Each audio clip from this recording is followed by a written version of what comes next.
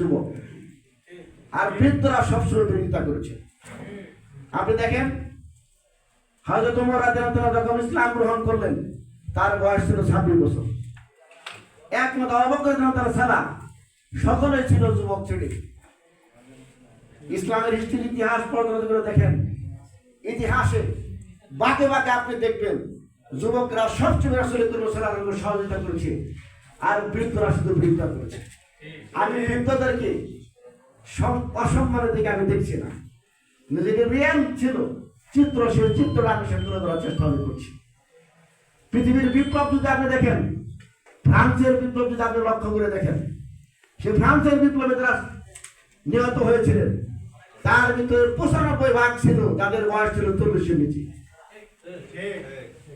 আর রুশ বিপ্লব যদি দেখেন, এই রুশ বিপ্লবে যারা জীবনকে অকাতরে বিলীন করে দিয়েছেন, ইতিহাস পর্যন্ত দেখে আপনি দেখতে পাবেন সেইখানেও 80 থেকে 81% যারা নিহত হয়েছেন তাদের সংখ্যায় তার ছিল, তাদের বয়স ছিল 40-এর নিচে এবং 30-এর উপরে।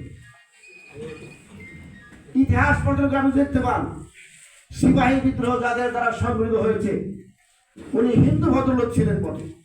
মঙ্গল পাণ্ডে নামে তার একজন ভদ্রলোক আপনারা জানেন, যে সিপাহী বিদ্রোহের সূত্রপাত হয়েছিল কোন জায়গা থেকে?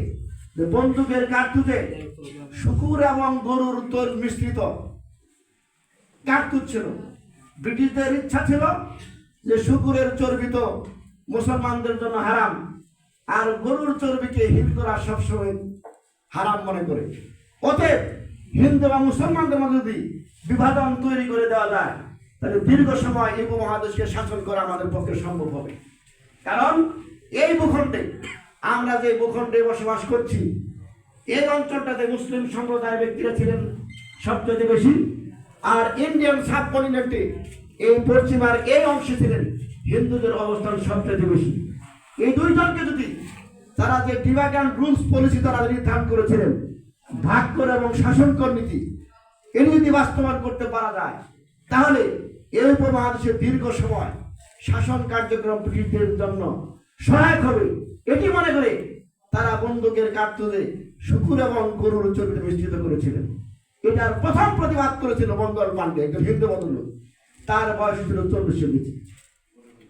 এবং এই মঙ্গল পাণ্ডের বিদ্রোহের মধ্য দিয়ে যে বিদ্রোহ ঘোষিত হয় এবং যে বিদ্রোহ প্রতিষ্ঠা হয় সেটি ইতিহাসের বাঁকে বাঁকে আমরা জানতে পারি। অর্থাৎ পৃথিবীর ইতিহাসে যত বিপ্লব সাধিত হয়েছে সমস্ত বিপ্লবের মূল মন্ত্র ছিলেন যাদের বয়স ছিল 40-এর কাছাকাছি অথবা 40-এর নিচে ম্যাক্সিমাম।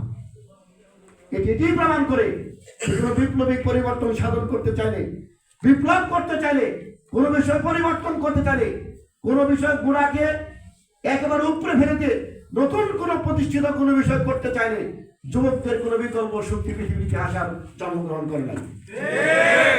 আজকে তাদের সামনে আমি কথা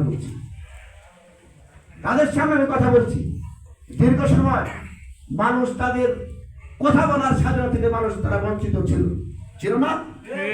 ছিল। বিচারকদের কাছে আমরা যখন গিয়েছি তারা বলেছেন যে আমাদের হাত পা বাঁধা। পত্রিকা দেখেন নাই? পত্রিকা আসছে, আমাদের হাত পা বাঁধা, বিচার আল্লাহর কাছে দেয়, আমাদের কোনো বিচার করার সক্ষমতা নাই। কিন্তু ওই বিচারপতিরা সংবিধানের 94 নম্বর আর্টিকেল অনুযায়ী, 94 নম্বর ধারা অনুযায়ী তারা শপথ গ্রহণ করেছিলেন। তারা এই শব্দ বলেছিলেন, রাগ ও রাগের বশবর্তী হইয়া আমরা কখনো বিচার কার্যক্রম সম্পাদন করিব না। এই শপথ গ্রহণ করে যখন শপথ গ্রহণ বিচারকরা করেন, আপনারা দেখবেন তাদের মাথার উপর দিয়ে একটা এমন পর্দা নামিয়ে দেওয়া হয়। এই পর্দার নিশানা হলো এই যে আপনি একটি আসামি এবং ফরিয়াদি যারাই থাকুন না কেন, ফরিয়াদি আর যারা অপরাধী দুই পক্ষ আপনার দুটি সন্তানের মতো। আপনি দুটি সন্তানকে যেরকম মা যেরকম দুই সন্তানকে একসাথে এক চোখে দেখে, আপনি বাদী এবং বিবাদীকে একই চোখে দেখবেন শুধুমাত্র ন্যায় বিচার প্রতিষ্ঠা করার জন্য। এই শপথ গ্রহণ তারা করেছেন বিচারপতিরা। আমরা যখন বিচার প্রার্থী হয়ে গিয়েছি, আমাদের বয়স যখন 15 ছিল, শিশু আইনে বিচার হওয়ার কথা, কিন্তু আমাদের বয়স 25 বানিয়ে দিয়ে এমন বিচার আমাদের বিরুদ্ধে করা হয়েছে